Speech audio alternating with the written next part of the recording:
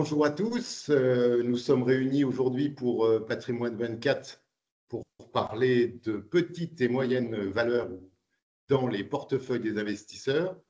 Et pour ça, j'accueille Don Fitzgerald, qui est Fund Manager chez DNCA. J'accueille également Maxime Prodhomme, qui est Fund Manager chez Groupama Asset Management, et Jean-François Delcaire, qui est Portfolio Manager chez HMG Finance. Donc, merci à tous les trois d'être parmi nous. Donc, ce que je vous propose que nous fassions, c'est qu'on reprécise effectivement les fonds sur lesquels vous travaillez et si vous souhaitez faire un focus un peu plus sur l'un d'entre eux ou sur les deux ou trois qui vous représentent. D'abord, de parler de la philosophie d'investissement qui vous caractérise et puis on finira avec une deuxième question qui est un peu celle que tout le monde attend. À savoir, est-ce que c'est encore le bon momentum? Est-ce que ça a du sens d'avoir des petites capitalisations ou des moyennes capitalisations dans son portefeuille? Donc, Jean-François, je vais commencer par vous. Alors, vous gérez deux fonds, HMG Découverte et HMG Découverte PME. Et je crois que nous allons plus précisément parler de HMG Découverte. Et là, je vais vous laisser parler un petit peu de votre philosophie, de la façon dont vous travaillez, puisque je crois que ça fait un peu plus de 10 ans, voire 13 ans que vous travaillez sur ce secteur. Oui, tout à fait. Bonjour Claude. Alors effectivement, moi je gère deux fonds HMG Découverte et HMG Découverte PME. On va surtout parler de HMG Découverte. Je m'en occupe depuis bientôt 13 ans, effectivement, en septembre ça fera 13 ans. Voilà. Et puis, alors quelle est la philosophie? Alors c'est une philosophie très différenciante de l'ensemble des fonds petites et moyennes valeurs. D'abord, c'est petites et moyennes valeurs françaises seulement, c'est le premier point. Et puis le deuxième point, c'est que le fonds s'appelle Découverte et avec ce joli nom, eh bien, il sort volontiers des sentiers battus. C'est-à-dire que je n'hésite pas à investir dans des sociétés mal connues, mal suivies, mal détenues. Et voilà, et ces dernières années, comme on avait des flux un peu négatifs sur la classe d'actifs, de ne pas être là où tout le monde était là, c'était un moyen de se protéger. Et c'est ce que je continue, de faire. Voilà, je crois que j'ai dit l'essentiel pour l'instant. D'accord. Don, effectivement, vous gérez chez DNCA 3 fonds small et mid. Est-ce que vous pouvez nous rappeler lesquels ils sont et celui sur quoi vous vouliez peut-être porter un peu plus notre attention? Donc, c'est vrai qu'on a trois fonds dans la gamme. Le plus gros fonds, c'est DNCA Archer Mid Cap Europe. C'est un fonds que j'ai créé en 2016, qui est maintenant 7 ans dans son unité. Et ça, c'est Pan-Europe, Small et Mid. On est sur un capi moyen autour de 5-6 milliards. Donc, c'est un mélange de petites capis, mais aussi de taille moyenne en plus de ça. On a aussi deux fonds sur le zone euro. Le premier s'appelle DNCA Action Small et Mid Cap Euro.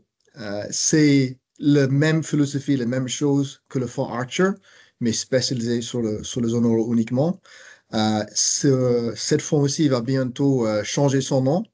On va le rebaptiser parce qu'avec un nom un peu plus dynamique, donc il va s'appeler de fin mars Explorateur en français.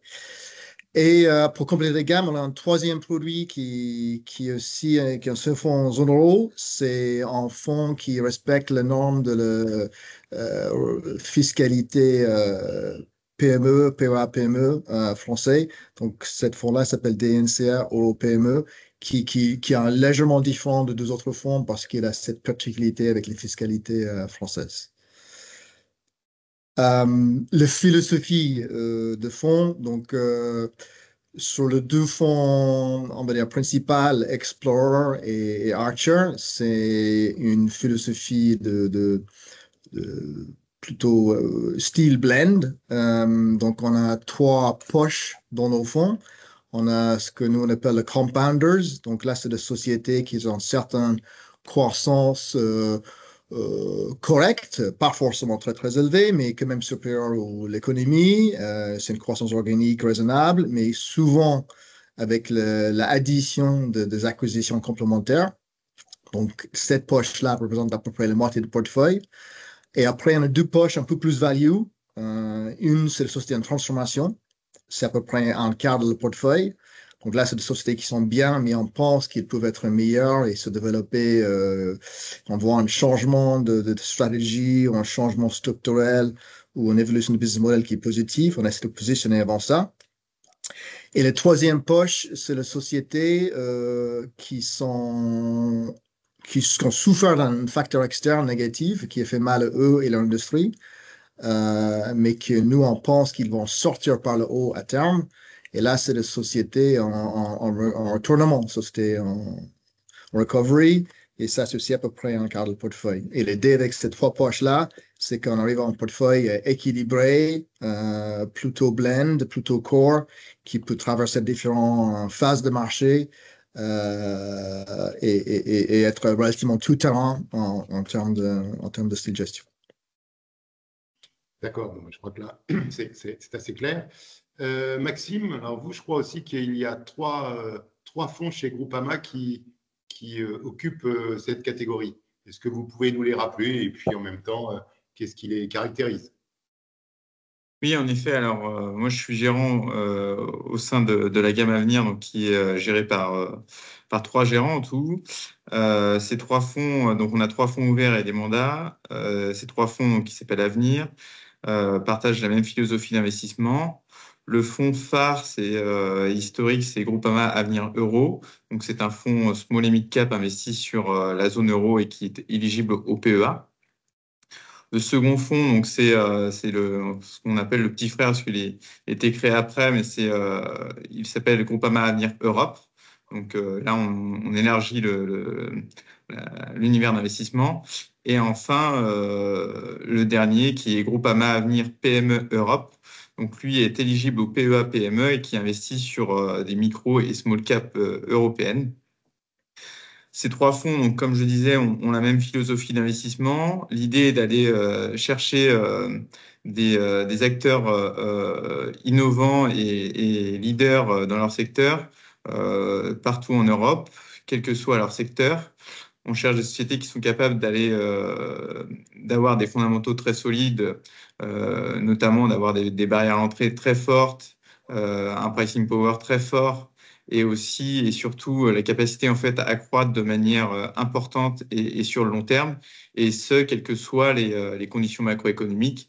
Ainsi, elles sont capables d'aller chercher leur propre relais de croissance en organique, donc au travers de gains de part de marché, de gains de nouveaux clients, d'ouverture de nouvelles géographies, mais aussi d'aller consolider leurs marchés qui sont souvent des marchés fragmentés et de niche, en faisant des acquisitions, et ces acquisitions sont la plupart du temps financées avec leur propre cash, parce que nous, ce qu'on cherche avant tout, c'est des sociétés qui sont capables d'autofinancer leur croissance et de ne pas faire appel au marché, notamment à des moments non opportuns. D'accord. Alors, bon, là, vous avez décrit chacun votre univers. Je crois que ce qui va être le plus passionnant, c'est finalement de replacer tout ça dans le contexte actuel qui, effectivement, est tout à fait insolite et de voir effectivement ce que vous pensez, sachant que les petites et moyennes n'ont pas eu la faveur des flux financiers ces dernières années, mais peut-être que ça va changer et peut-être que le contexte va y aider. Alors effectivement, quand on n'est plus franco-français, on peut se poser la question, quand on voit l'ambiance en France, si effectivement ces valeurs-là vont s'en tirer. Mais peut-être qu'il y a une réponse à ma question. Alors, je vais commencer par Jean-François, pardon. Oui, alors, cette fameuse question, effectivement, de à quand le rebond après 6 ou 7 années de contre-performance des petites et moyennes valeurs, en tout cas sur le marché français, je crois que c'est la statistique. Alors, on a tous du mal à se prononcer sur ce rebond parce que ça fait déjà plusieurs années qu'on l'envisage. La réalité, c'est que moi, je considère que les fondamentaux, même si en France, il y a du French bashing, je considère que les fondamentaux demeurent assez favorables et que les entreprises que je rencontre régulièrement sont toujours plutôt en forme, donc contre toute attente finalement. Et ce qui va faire que peut-être on aura un rebond de cette classe d'actifs, en tout cas en France, eh bien, moi, je ne l'attends pas vraiment des fondamentaux, je l'attends des flux.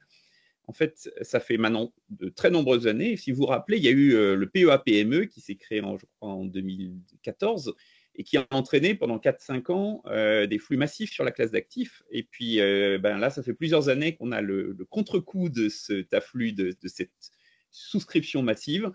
Voilà. Et là, j'estime qu'on arrive où tous ceux qui devaient vendre à cette classe d'actifs qui ont jeté l'éponge, on va dire, eh bien, peut-être vont arrêter de vendre ou on est un petit peu à la fin.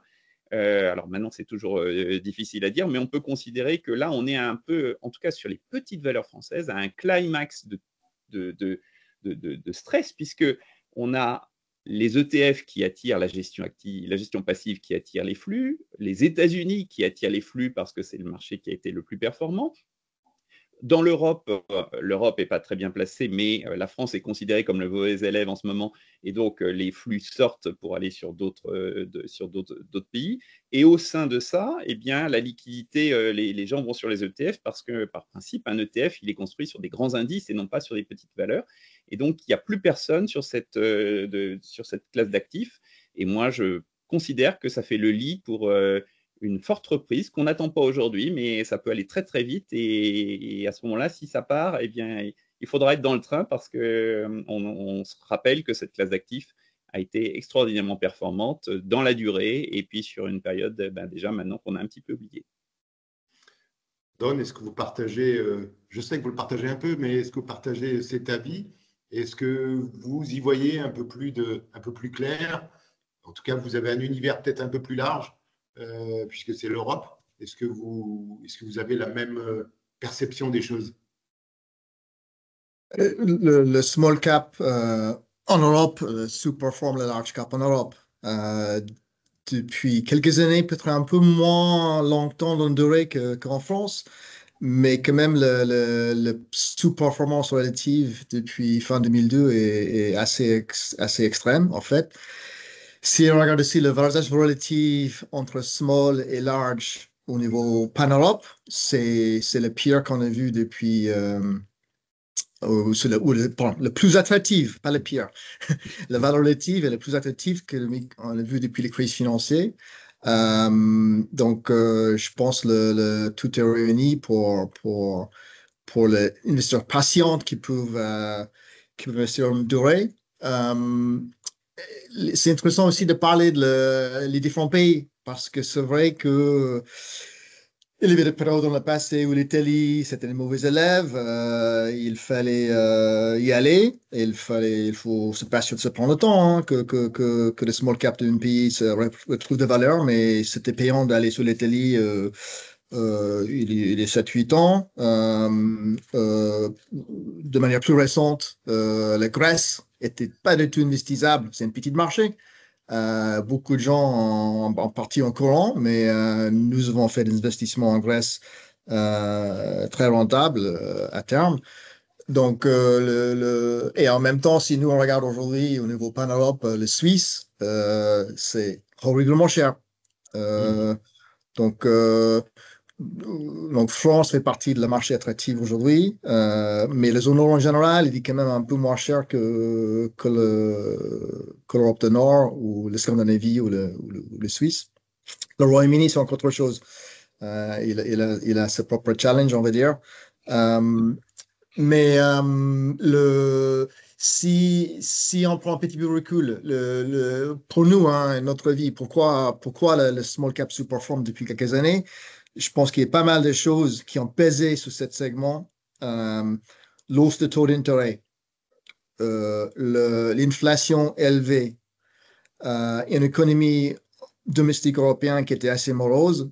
On peut dire que ces risques-là sont intégrés dans le cours, sont dans une partie derrière nous, parce qu'on voit le taux d'intérêt quand même, en tout cas le taux d'intérêt court, il baisse. Ça va favoriser les small caps à plusieurs niveaux. Ils sont plus financés à taux variable que le large cap, donc ça va aider. Ils vont un coût de financement qui baisse. Ça va aussi stimuler le M&A, qui est un facteur important sur le segment small mid. L'inflation, quand même, il a fait plus de mal à small cap qu'au large cap parce que il faut reconnaître, les small caps sont des sociétés moins matures, ils ont une marge moins élevée, donc ils ont eu un petit peu moins de pricing power dans cette phase d'inflation qui était très, très, très forte. Là, avec l'inflation qui se normalise, le small cap qui ont perdu de la marge doit retrouver. Et sur l'économie européenne, on a eu beaucoup de déceptions ces dernières années, mais quand même, Donald Trump est arrivé à faire ce que tous les politiciens européens n'ont jamais arrivé à faire depuis 20 ans, c'est convaincre les Allemands donner un peu plus de stimulus sur l'économie. Et bon, on fait cet enregistrement le 5 mars, donc le bourse est Europe, l'Allemagne est petit peu en euphorie aujourd'hui, mais tous ces éléments-là qui ont pesé sur l'autre segment sont un petit peu moins relevants aujourd'hui que c'était les derniers 2-3 ans. Donc, moi, je suis un peu plus optimiste sur le segment, mais en même temps, il faut pas aller trop vite non plus. Il faut voir ça dans une vision moyen terme, je pense. D'accord.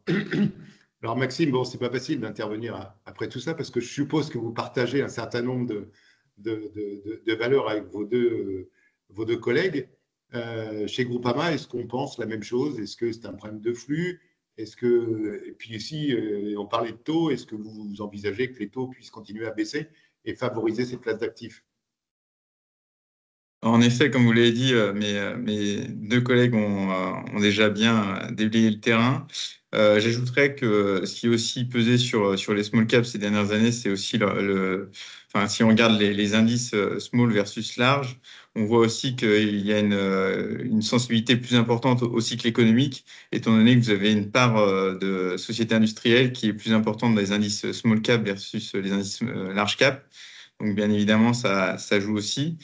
En effet, donc on est sur une configuration. Donc si je regarde moi au niveau de l'Europe, on voit que ces dernières années, donc on a eu 3 années avec l'année 2024 de sous-performance des small versus les larges, ce qui est un record. Et la dernière fois, c'était lors de la crise financière. On a eu 2 années consécutives de sous-performance des small caps. Les small caps ont tendance à rebondir très fortement quand il y a un rebond économique et aussi, comme l'ont dit mes collègues, des taux d'intérêt qui baissent, étant donné à la fois leur cyclicité et aussi leur structure bilancielle.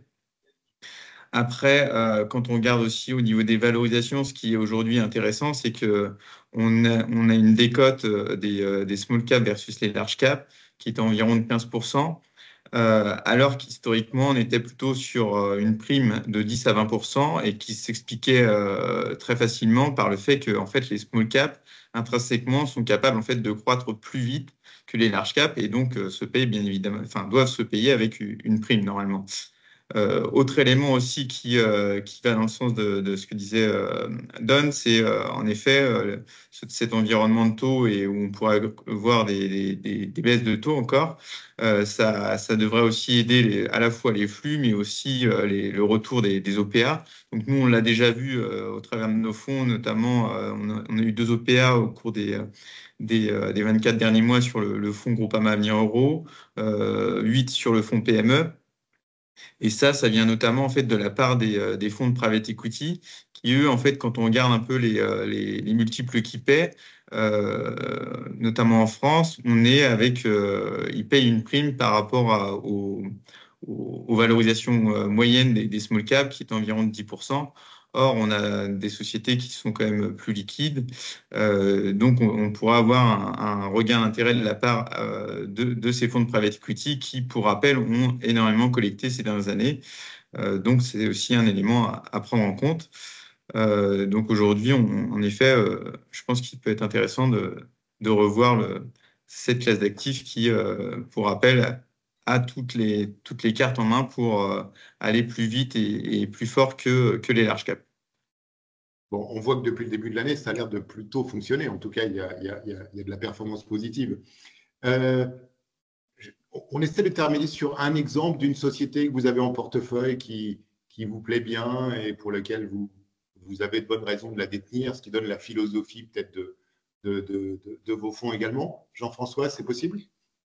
Alors oui, j'ai pas réfléchi en fait Pardon. exactement à cette question. Alors je propose de laisser un de mes deux camarades parler le temps que je reprenne mes esprits, si vous voulez bien. Don, c'est possible ou sinon on le fait pas, hein. Il n'y a pas de souci. Bon, allez, il faut dire quelque chose quand même. C'est une position qu'on a depuis très longtemps en portefeuille.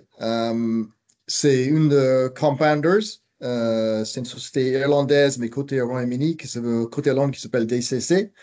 Et c'est une société assez complexe à décrire dans un environnement comme ça très rapidement.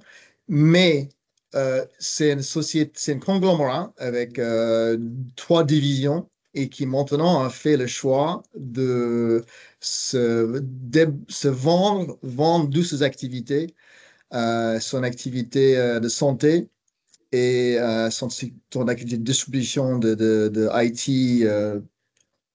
d'IT business.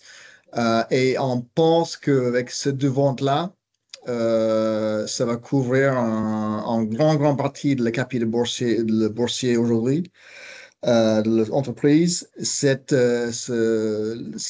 Les actifs qui ont été vendus, on va être retourné en cash aux actionnaires, je pense en forme de share buyback. Et ce qui reste après, c'est un business de distribution de produits énergétiques, une partie décarbonisée et en partie quand même carbonisée, mais un business qui reste avec une croissance organique correcte et qui va faire des acquisitions régulées. Donc, on va avoir une entreprise un peu plus petite, mais pas moins rentable et pas avec moins de croissance. Donc, on pense qu'à terme aussi, on va avoir un rating de le multiple en bourse. Donc, pourquoi je parle de cette entreprise-là? Ça n'a rien à voir avec ce qu'on a parlé tout à l'heure avec l'Allemagne et tout ça, mais c'est une histoire très spécifique à l'entreprise où on voit que les dirigeants prennent les mesures pour révéler la sous-valorisation des titres. Et en plus de ça, on a quand même des business de bonne qualité. À terme, ça va être un business qui va continuer à croître avec les valeurs pour les actionnaires. D'accord. On voit qu'il y a une attention particulière, effectivement, aux dirigeants eux-mêmes. Maxime, une idée ou en tout cas quelque chose que vous avez traité? Alors moi, je peux vous parler d'une société donc, qui est autrichienne, qui s'appelle Do & Co, et qui illustre très bien à la fois la philosophie des fonds et également la complémentarité des fonds. Parce qu'en fait, c'est une société qu'on a acquise sortie de Covid sur le fonds PME et qui en fait a délivré donc les résultats qu'on attendait et donc a vu sa capitalisation boursière et également sa liquidité, parce que c'est un point important d'ailleurs sur les small et mid cap, s'accroître. Et ainsi, on a pu l'intégrer dans les fonds small et mid cap que sont Groupama Avenir Euro et Groupama Avenir Europe. Donc c'est une société donc autrichienne qui est présente à la fois dans la partie catering, donc qui fait tous les repas en fait que vous pouvez avoir dans une business class sur les meilleures compagnies aériennes. C'est l'une des raisons pour lesquelles les compagnies aériennes d'ailleurs sont les mieux classées dans le classement Skytrax. Donc, ils sont présents principalement sur la business class, et pour certaines compagnies, ils sont également présents sur la partie classe économique. C'est également une société qui fait tout ce qui est traiteur pour l'événementiel sportif. Ils ont un contrat notamment avec la Formule 1. Donc, si vous participez à un Grand Prix de Formule 1 et que vous attendez, vous regardez le Grand Prix depuis un stand VIP, très probablement, vous avez le droit de goûter leur mets.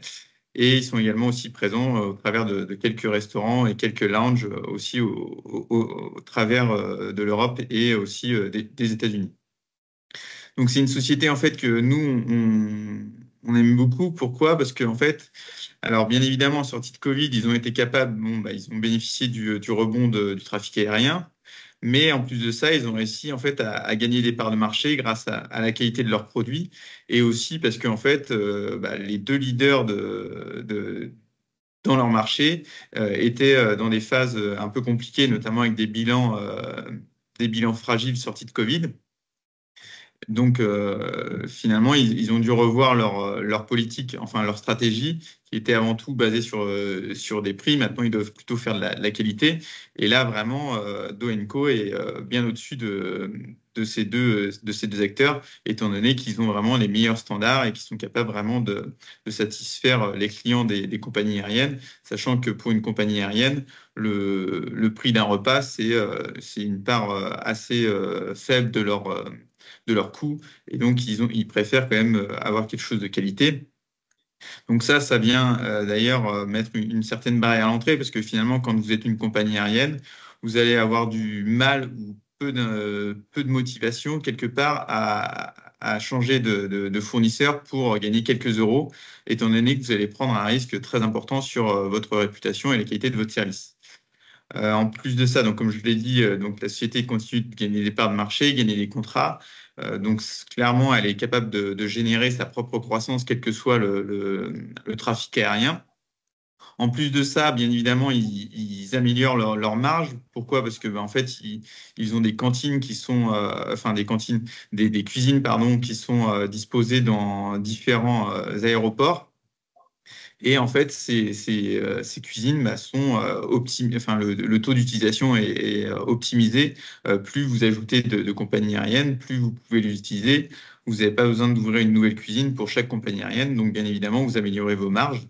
Et en plus de ça, ça demande des investissements au départ. Et puis après, vous avez beaucoup moins d'investissements. Donc, c'est une société qui génère énormément de cash et qui peut le réinvestir dans son business.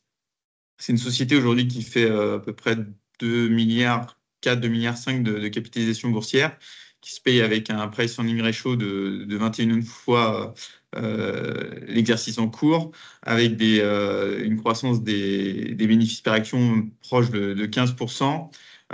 Et ça, en plus de ça, c'est soutenu par les contrats qui ont déjà été signés. Donc, on n'inclut même pas de nouveaux. Enfin, nous, dans nos modèles, dans notre scénario de base, on n'intègre pas de nouveaux contrats, ce qui reste assez prudent. On a une société donc, qui fait des retours sur capital employé supérieur à 15% et qui a une trésorerie nette. Donc vraiment, c'est une société qui coche vraiment toutes les cases de notre philosophie d'investissement, à savoir la qualité, la croissance et la valorisation. Bon, on voit qu'on n'est pas obligé d'aller chercher forcément dans les valeurs techno, dans des métiers plus traditionnels pour chercher de la valeur. Alors Jean-François, je vous ai pris un peu au dépourvu, je suis désolé. Ça peut être aussi une société que vous avez eue. Hein. Non. Bah, je n'ai pas trop réfléchi. Alors, je vais prendre le dernier achat du fonds. C'est une société française, évidemment, puisque je n'ai que des sociétés françaises. Ça s'appelle Jacquet Metals. Jacquet, c'est un distributeur. C'est un métier pas très simple à expliquer parce que c'est un métier très B2B. Hein, on ne le trouve pas chez Monoprix en bas de chez soi. C'est la distribution d'aciers spéciaux. Donc, c'est un leader européen, notamment très présent en Allemagne. C'est un fournisseur d'acier et ayant des gros stocks dans tous les aciers, dans tous les types d'acier, tous les types de métaux. Et donc, bon, c'est une société très bien gérée, une société très solide qui l'a montré. Et l'intérêt, c'est qu'aujourd'hui, elle a une valorisation très basse parce qu'aujourd'hui, on ne regarde que le nuage qui sont sur l'économie européenne. On se dit, la récession arrive, rien ne va, etc. L'Europe est en train de s'endormir. Eh bien, moi, je prends le pari contrariant. J'en ai jamais eu dans le fond. En fait, j'en achète que depuis quelques semaines. Eh ben, j'ai le pari que l'éclaircie arrive derrière le soleil. Peut-être que M. Trump a réveillé un petit peu l'Europe et que à ce moment-là, on le voit un peu aujourd'hui, il est question d'ouvrir un peu les budgets européens pour, notamment en Allemagne, ce qui n'était pas le cas, pour relancer l'économie européenne, notamment relancer la défense. Il faut commencer par ça. Et bien dans ce cadre, voilà, c'est une société qui est tout en bas. Aujourd'hui, s'il y a une éclaircie, une lumière au bout du tunnel, que dès qu'on va commencer à la voir, même si la lumière n'est pas encore là, eh bien, on peut avoir un très fort rebond sur cette société, encore une fois, très solide et très bien gérée, et qui pourrait accompagner un fort rebond des valeurs européennes. Eh bien, écoutez, merci à tous les trois pour ces éclaircissements sur cette classe d'actifs. Je crois qu'effectivement, elle est pas assez travaillée et j'espère que l'année 2025 en montrera toute sa potentialité. Merci et à bientôt.